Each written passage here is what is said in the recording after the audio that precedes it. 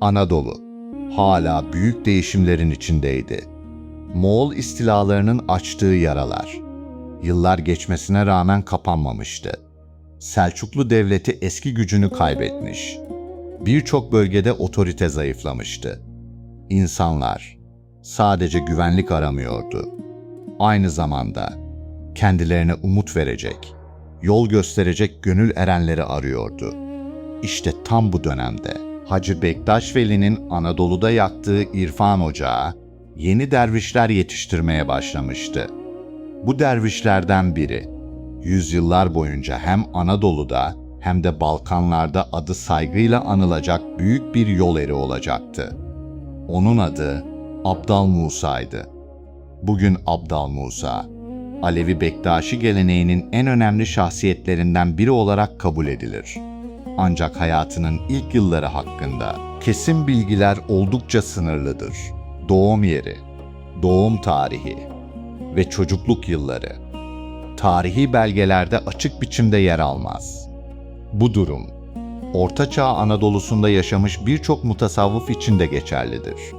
Araştırmacılar, Abdal Musa'nın 13. yüzyılın sonları ile 14. yüzyılın ilk yarısında yaşadığı konusunda genel olarak birleşmektedir. Ancak yaşam öyküsünün önemli bir bölümü, yazılı belgelerden çok, Alevi Bektaşi geleneğinde nesilden nesile aktarılan menkıbeler sayesinde günümüze ulaşmıştır.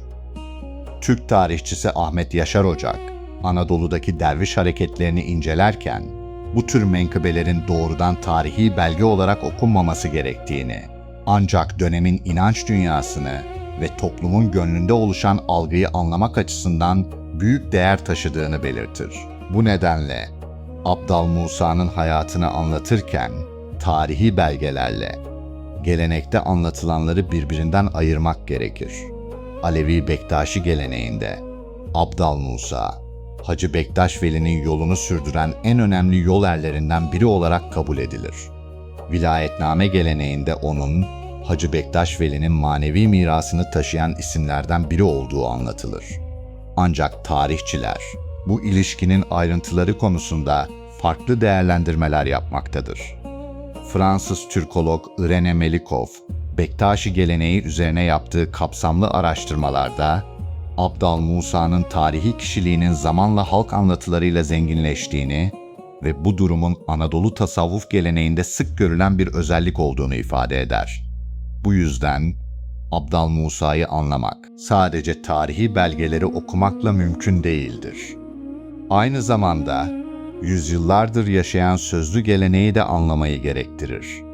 Çünkü bazen bir toplumun hafızası, yazılı belgeler kadar sözlü anlatılarda da yaşamaya devam eder.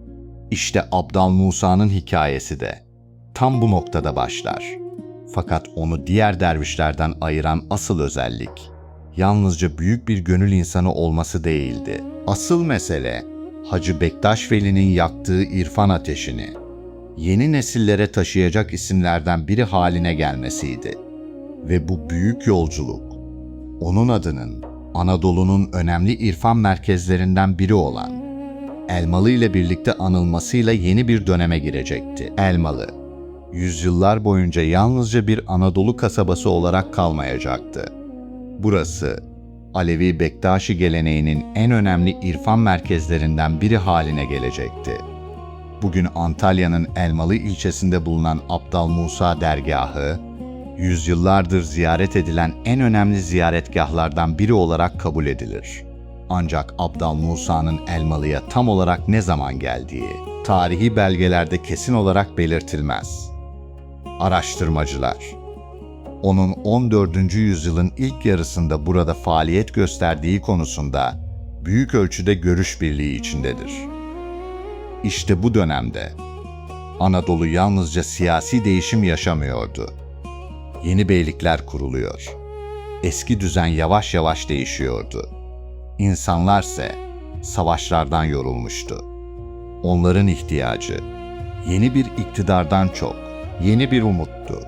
İşte Abdal Musa tam da bu dönemde insanlara yalnızca dini bilgi anlatmadı. Onlara birlikte yaşamayı, paylaşmayı ve güzel ahlakı öğretti. Dergahlar sadece ibadet edilen yerler değildi. Aynı zamanda yolcuların konakladığı, yoksulların doyurulduğu, ihtiyaç sahiplerinin korunduğu ve gençlerin yetiştirildiği eğitim merkezleriydi.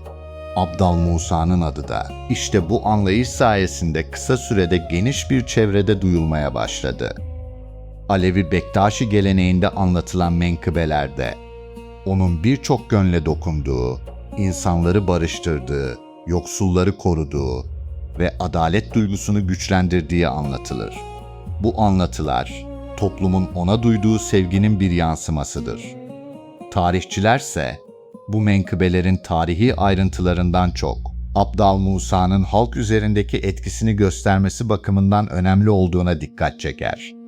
Çünkü bazen bir insanın büyüklüğü yalnızca yaptığı işlerle değil, arkasında bıraktığı izlerle de anlaşılır.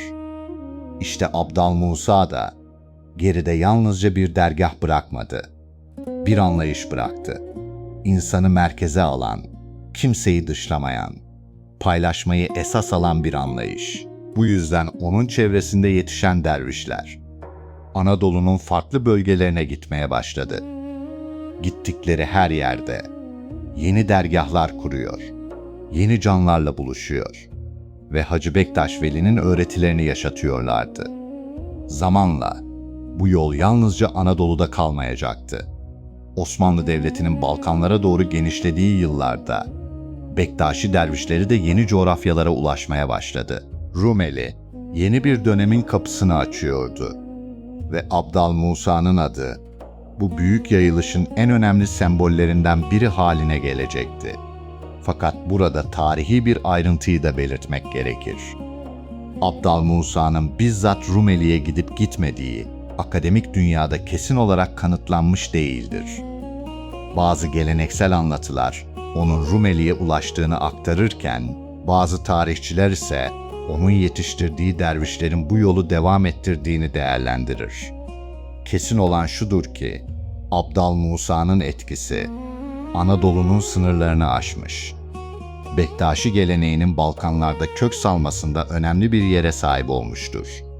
Ve işte bu etki, onun adını yalnızca yaşadığı dönemin değil, yüzyılların da büyük erenleri arasına taşıyacaktı. Abdal Musa'nın vefatından sonra bile onun yaktığı irfan ateşi sönmedi. Çünkü gerçek miras, taştan yapılmış binalar değildi. Gerçek miras, yetişen insanlardı. Abdal Musa'nın çevresinde yetişen dervişler, Anadolu'nun farklı bölgelerine yayıldılar. Gittikleri her yerde yeni dergahlar kurdular, yeni canlarla buluştular ve Hacı Bektaş Veli'nin öğretilerini yaşatmaya devam ettiler. İşte bu yüzden Abdal Musa'nın etkisi yalnızca yaşadığı dönemle sınırlı kalmadı. Yüzyıllar boyunca devam etti. Araştırmacılar, onun yalnızca büyük bir derviş olmadığını, aynı zamanda Bektaşi geleneğinin güçlenmesine ve teşkilatlanmasına öncülük eden en önemli isimlerden biri olduğunu kabul eder. Çünkü Hacı Bektaş Veli'nin ortaya koyduğu irfan yolu, ancak onu yaşatan insanlar sayesinde nesilden nesile aktarılabilirdi. Abdal Musa da bu büyük görevi üstlenen isimlerden biri oldu. Elmalı'daki dergah, zamanla yalnızca bir ziyaretgah değil, bir eğitim merkezi haline geldi. Burada yetişen dervişler, Anadolu'nun dört bir yanına giderek aynı anlayışı yaymaya devam ettiler. Paylaşmayı, adaleti, rızalığı ve insan sevgisini gittikleri her yerde yaşattılar. İşte bu yüzden Abdal Musa'nın adı sadece Antalya'nın Elmalı ilçesiyle değil, Anadolu'nun manevi tarihiyle birlikte anılır. Zamanla Bektaşi dervişleri Osmanlı'nın Balkanlara doğru ilerlediği coğrafyalarda da görünmeye başladı. Yeni kurulan yerleşimlerde tekkeler açılıyor, yolcular ağırlanıyor, yoksullar doyuruluyor. İnsanlara yalnızca din anlatılmıyor, birlikte yaşamanın ahlakı öğretiliyordu. İşte Bektaşi geleneğinin gücü de burada yatıyordu. İnsanları zorla değiştirmeye çalışmıyordu. Onlara örnek olmaya çalışıyordu. Bu nedenle Bektaşilik yalnızca bir inanç yolu olarak değil, Aynı zamanda Anadolu ve Balkanlarda sosyal dayanışmayı güçlendiren önemli yapılardan biri haline geldi. Ancak tarihi sürece baktığımızda Bektaşi geleneğinin bugünkü kurumsal yapısına ulaşması tek bir kişinin eseri değildi. Bu uzun yolculuk birçok gönül erinin emeğiyle şekillendi. Hacı Bektaş Veli bu yolun temelini attı. Abdal Musa bu temellerin Anadolu'da kökleşmesine ve yayılmasına büyük katkı sağladı. Ve ondan yaklaşık bir asır sonra bu mirası devralacak başka büyük bir isim ortaya çıkacaktı.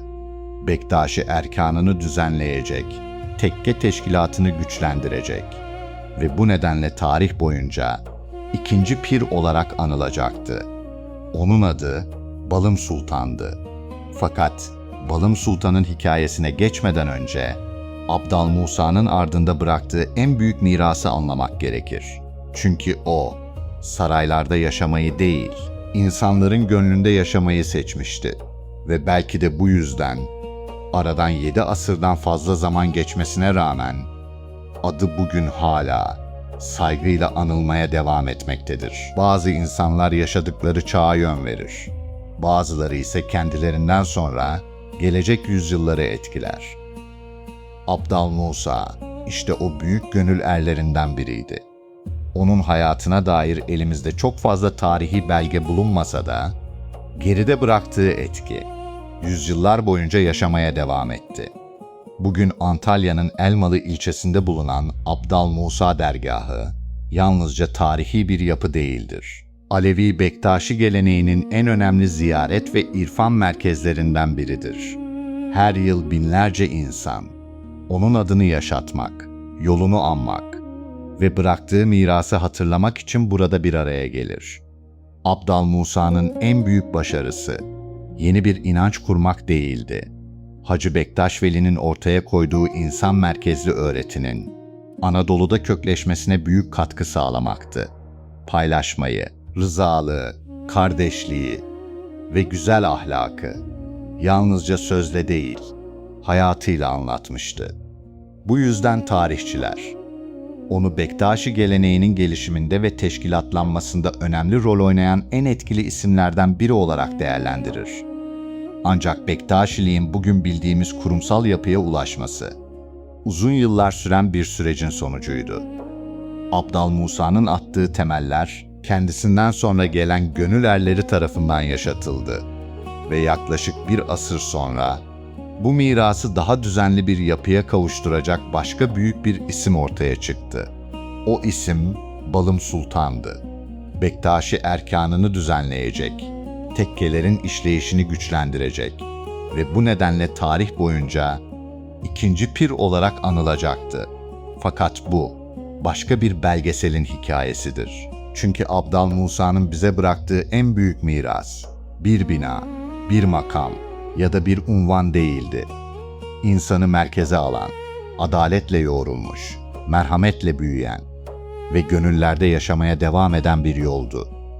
Belki de bu yüzden, aradan geçen onca zamana rağmen, Abdal Musa'nın adı hala saygıyla anılıyor. Çünkü bazı insanlar hayatlarıyla değil, bıraktıkları izlerle ölümsüzleşir.